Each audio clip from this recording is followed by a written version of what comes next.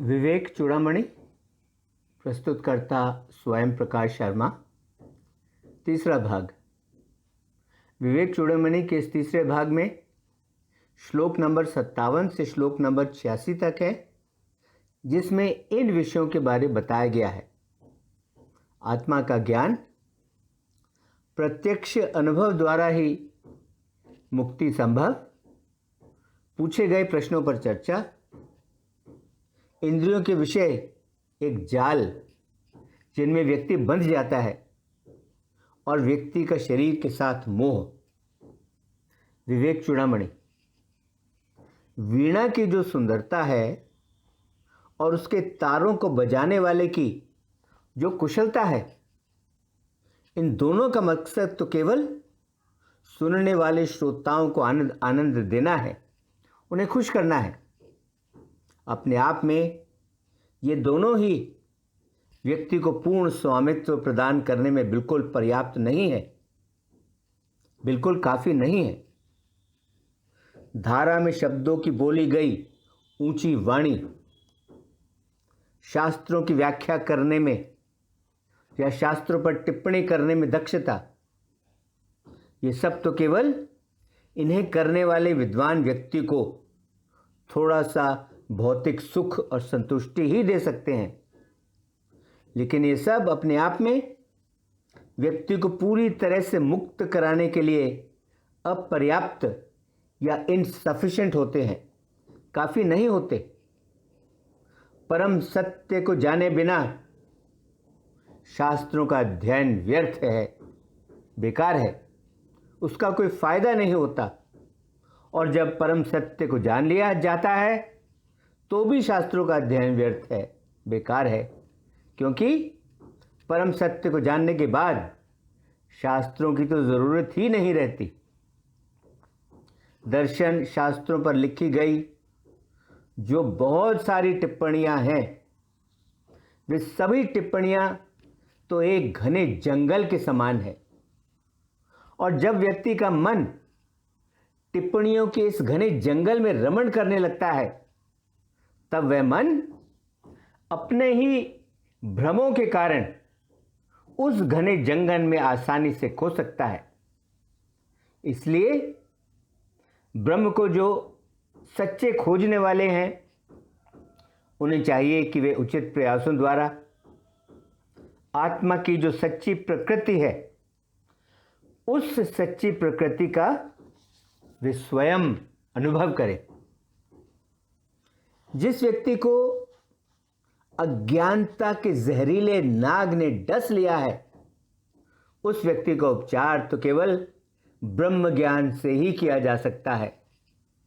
अज्ञानता के इस विष से पीड़ित जो व्यक्ति है, उस व्यक्ति के वेदों का, शास्त्रों का, मंत्रों का और दवाइयों का भला क्या लाभ हो सकता है। किसी भी रोग का उपचार बिना दवाई को लिए केवल उस दवाई के नाम को बार बार दोहराने से हरगिज नहीं हो सकता। इसी प्रकार बिना ब्रह्म के प्रत्यक्ष ज्ञान के महज जो शब्द ब्रह्म है, उस शब्द को बार बार दोहराने से कोई भी व्यक्ति कभी भी मुक्त नहीं हो सकता। बिना इस बहुलवादी, बिना इस प्लूरलिस्टिक जगत को लुप्त किए और बिना आत्मा की सच्ची प्रकृति को जाने, केवल जो शब्द ब्रह्म है, केवल उस शब्द ब्रह्म को बार बार दोहराने से पूर्ण मुक्ति को कैसे प्राप्त किया जा सकता है। ऐसा करना तो केवल वाणी का ही बेकार का किया गया प्रयास होगा। It would be just a wasted effort of speech. अपने शत्रुओं को नष्ट किए बिना और अपने पूरे राज्य की भूमि को अपने नियंत्रण में लाए बिना कोई भी व्यक्ति सम्राट नहीं बन सकता। केवल बार बार यह कहने से कि मैं सम्राट हूं, मैं सम्राट हूं, कोई भी व्यक्ति सम्राट नहीं बन सकता। सम्राट बनने के लिए व्यक्ति को उचित उपाय और उचित प्रयास करने पड़ेंगे।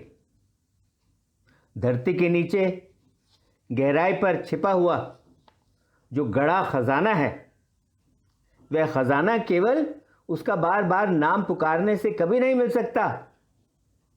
खजाना तो तभी मिल सकता है जब सबसे पहले हमें उस जगह का सही पता चले जिस जगह के नीचे खजाना गड़ा हुआ है, छिपा हुआ है। यह पता लगने के बाद हमें उस जगह पर खुदाई करनी होगी। खजाने को ढककर छिपाने वाली मिट्टी और पत्थरों को खजाने के ऊपर से हटाना होगा, तब जाकर हम छिपे हुए खजाने तक पहुंच सकते हैं। इसी प्रकार आत्मा का जो शुद्ध सत्य है, आत्मा का वह शुद्ध सत्य भी हमारे ही भ्रमों और उनके प्रभावों के नीचे छिपा हुआ है। आत्मा का वह शुद्ध सत्य भी हमें तभी प्राप्त हो सकता है जब हम ब्रह्म को जानने वाले किसी गुरु के परामर्श और उसकी हिदायतों के अनुसार काम करेंगे, उनकी बताई गई बातों पर गहन चिंतन करेंगे, अपना ध्यान इत्यादि करेंगे।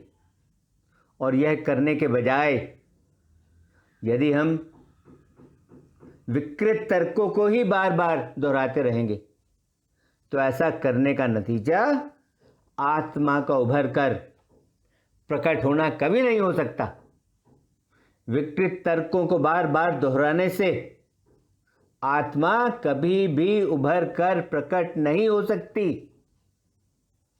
जिस प्रकार किसी भी रोग से उभरने के लिए व्यक्ति के पास जो भी उचित साधन उपलब्ध होते हैं, वह उन सभी साधनों का प्रयोग करता है, ठीक उसी प्रकार बार बार जन्म मृत्यु के चक्कर से छुटकारा पाने के लिए बुद्धिमान खोजी के पास जो भी उपलब्ध साधन है, उन सभी उपलब्ध साधनों को वह कड़ी मेहनत करके उनका प्रयोग करे। अब जो तुमने पहले प्रश्न पूछे हैं, उन प्रश्नों पर आते हैं।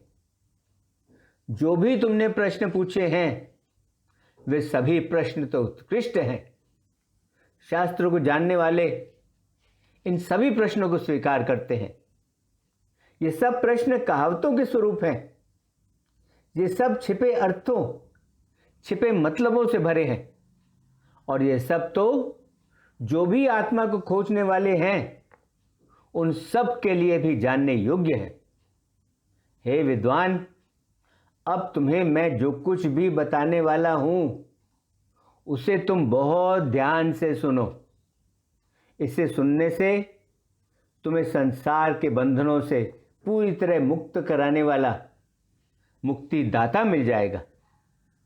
मुक्ति के लिए तो सबसे पहले आता है, मुक्ति के लिए जो सबसे पहले आता है वह है सीमित या फाइनाइट वस्तुओं से मिलने वाली जो विषय संबंधी संतुष्टि है, उससे पूरी तरह अलगाव होना, उससे पूरी तरह अपने आप को अलग करना, उससे अनासक्ति होना। उसके बाद आती है शांति, फिर आता है आत्मनियंत्रण, फिर धैर्य, और फिर आता है सभी स्वार्थ भरे कर्मों का पूरी तरह से त्याग कर देना। उसके बाद आता है गुरु की बातों को ध्यान से सुनना, और गुरु की बातों को ध्यान से सुनने के बाद उस सुने हुए पर गहन चिंतन करना। और फिर अंत में मुनि के लिए आता है सत्य पर लंबा, स्थिर और लगातार ध्यान करना। और फिर अंततः आखिरकार उस विद्वान को प्राप्त हो जाती है निर्विकल्प की परम अवस्था, जिससे उसे अपने इसी जीवन काल में ही निर्वाण का परम आनंद प्राप्त हो जाता है। अब तुम्हें मैं बड़े विस्तार से आत्मा और अनात्मा का जो भेद है, उस भेद के बारे में बताता हूं। तुम्हें इस भेद को अच्छी तरह जानने की आवश्यकता है। इसे तुम ध्यान से सुनो और सुनकर इसे तुम अपने मन में स्वीकार करके अपने मन में अच्छी तरह से बिठा लो। यह जो शरीर है, यह शरीर 7 धातु या इंग्रेडिएंट्स का बना होता है, जो है मज्जा, हड्डियां, चर्बी, मांस, रक्त, ऊपरी या बाहरी त्वचा तथा निचली त्वचा। इस शरीर के भाग हैं पैर, जांघ, छाती, बाजू, पीठ, सिर इत्यादि। इसी शरीर में ही सब प्रकार के भ्रम बसते हैं। यह शरीर ही वास्तव में भ्रमों का घर है। ये जो भ्रम है, इन सभी भ्रमों को व्यक्ति मैं और मेरे का जो व्यक्ति का अहंकार है, अहंकार की इस भाषा से इन भ्रमों को व्यक्ति परिभाषित करता है। जो भी जाने माने विख्यात ऋषि हैं, वे सभी ऋषि इस शरीर को भौतिक, ठोस या स्थूल शरीर कहते हैं। आकाश, वायु, अग्नि, जल तथा पृथ्वी इस स्थूल शरीर के सूक्ष्म तत्व हैं। जब इन सूक्ष्म तत्वों के भाग एक दूसरे से मिल जाते हैं, तब ये मिलकर ये ठोस या स्थूल बन जाते हैं और ये ही भौतिक या स्थूल शरीर बनने का कारण होता है। इनका जो सूक्ष्म सार है, वह सूक्ष्म सार इंद्रियों के विषय बनते हैं, जिनकी संख्या 5 है और जो इस प्रकार हैं: दृष्टि, ध्वनि, स्वाद, स्पर्श तथा गंध। और ये 5 विषय ही हैं जो अनुभव करने वाले व्यक्ति को उसके व्यक्तिगत अहंकार मैं और मेरे के रूप में उसके आनंद में योगदान देते हैं। वे जो विचारहीन या थॉटलेस लोग होते हैं, वे तो इंद्रियों के विषयों की मोटी और मजबूत रस्सियों से बंधे हुए होते हैं, जिन रस्सियों को काटना भी बहुत कठिन है। वे लोग तो अपने पूर्व जन्मों में किए गए कर्मों के फलों के कारण ऊपर नीचे और आने जाने के लिए विवश होते हैं, मजबूर होते हैं। जो हिरण है, जो हाथी है, जो कीट पतंगा है, जो मछली है तथा जो मधुमक्खी है, ये पांचों तो ध्वनि इत्यादि जो इंद्रियों के विषय होते हैं, ये सभी तो इन पांचों विषयों में से किसी न किसी विषय के गुलाम हो जाते हैं और इस विषय का गुलाम होने के कारण और उससे पैदा आसक्ति या लगाव के कारण वे नष्ट हो जाते हैं। तो फिर उस व्यक्ति का क्या हाल होगा जो व्यक्ति इंद्रियों के पांचों विषयों का गुलाम होने के कारण पूरी तरह आसक्त है, पूरी तरह लगाव में है। जहरीले नाग का विष का तो दुखद प्रभाव ही होता है, लेकिन इंद्रियों के जो विषय हैं, उन विषयों का दुखद प्रभाव तो जहरीले नाग के विष से भी कहीं अधिक दुखद होता है। विष तो केवल उसी व्यक्ति के लिए घातक होता है जिस व्यक्ति के शरीर के अंदर विष चला जाता है, लेकिन इंद्रियों के जो विषय हैं, वे विषय तो उस व्यक्ति का भी वध कर देते हैं जो व्यक्ति उन्हें दूर से अपनी आंखों से केवल देखता ही है। जिस व्यक्ति ने अपने आप को इंद्रियों के विषयों की उन इच्छाओं के भयानक बंधनों से मुक्त कर लिया है, जिन विषयों का त्याग करना ही बहुत कठिन है, केवल वही व्यक्ति मुक्ति पाने के लिए पात्र है, योग्य है। दूसरा और कोई नहीं, चाहे वह दर्शन शास्त्र के सभी 6 भागों को अच्छी तरह जानने वाला क्यों ना हो। जिन लोगों का केवल दिखावटी वैराग्य है, असली वैराग्य नहीं है, जब वे लोग परिवर्तन वाले सागर को पार करने लगते हैं, तो उस समय इच्छाओं की जो शार्क है, वह शार्क उन लोगों को जबरदस्ती कंठ से पकड़ लेती है और कंठ से पकड़कर हिंसक तरीके से उन्हें घसीटते हुए उसी सागर के बीचों बीच डुबो देती है। जिस व्यक्ति ने इंद्रियों के विषयों के रूप में जो शार्क है, उस शार्क को परिपक्व या मैच्योर वैराग्य की तलवार से नष्ट कर दिया है, वह तो संसार सागर को बिना किसी रुकावट या अवरोध के पार कर लेता है।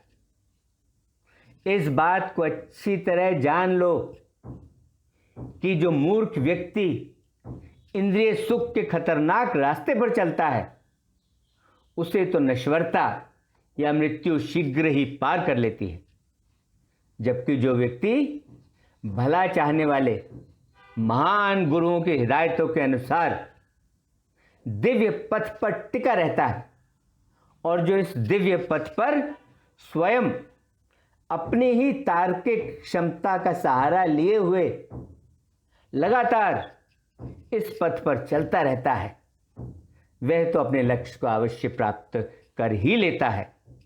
इस बात को तुम निश्चित रूप से सत्य मानो। यदि तुम वाकई मुक्ति की उत्कट अभिलाषा रखते हो, तब तो तुम इंद्रियों के विषयों को ऐसे ही दूर से इंद्रियों के विषयों से ऐसे ही दूर से बचकर रहो, जैसे तुम किसी विषैली वस्तुओं से दूर से बचकर रहते हो, और आदरपूर्वक तथा श्रद्धा से तुम इन अमृत जैसे गुणों को अपने भीतर विकसित करो। जो गुण हैं संतुष्टि, क्षमा, स्पष्टवादिता, शांति तथा आत्मनियंत्रण। यह जो शरीर है, यह शरीर तो अनिवार्य रूप से परमात्मा को ही प्राप्त करने के लिए एक उपकरण है, एक साधन है। जो व्यक्ति लगातार इस शरीर का प्रयोग अपने आप को आरंभहीन अज्ञानता के बंधनों से मुक्त कराने के लिए प्रयास नहीं करता, इस शरीर का इसके लिए प्रयोग नहीं करता, बल्कि जो शरीर को पोषित करने के लिए संघर्ष करता है, वह तो वास्तव में अपने आप को नष्ट ही करता है। जो कोई भी आत्मा की पुनर्खोज में शरीर की देखभाल के लिए अपने आप को समर्पित कर देता है, वह तो उस व्यक्ति की तरह है जो व्यक्ति शार्क को लकड़ी का कुंदा, लॉग ऑफ वुड समझकर उस शार्क को पकड़कर नदी को पार करने का प्रयास करता है। मुक्ति की खोज में लगे विद्यार्थी के लिए तो शरीर आदि के साथ मोह होना एक दुखद मृत्यु है। जिस व्यक्ति ने इस मोह, इस लगाव पर पूरी तरह विजय पा ली है, वह व्यक्ति तो मुक्ति की अवस्था के लिए योग्य है। अपने शरीर, अपनी पत्नी, अपनी संतान इत्यादि के साथ जो महान मोह है, जो महान लगाव है, उस महान मोह, उस महान लगाव पर तुम पूरी तरह विजय पालो। इन सब पर पूरी तरह विजय पाने से ही ऋषि लोग भगवान विष्णु की परम अवस्था तक पहुंच गए थे। हाँ, इन सब पर पूरी तरह विजय पाकर ही ऋषि लोग भगवान विष्णु की परम अवस्था तक पहुंच गए थे। इसके साथ ही विवेक चूड़ामणि का तीसरा भाग संपन्न हुआ, जिसमें श्लोक नंबर 57 से श्लोक नंबर 86 तक थे। ओम शांति शांति शांति। ओम।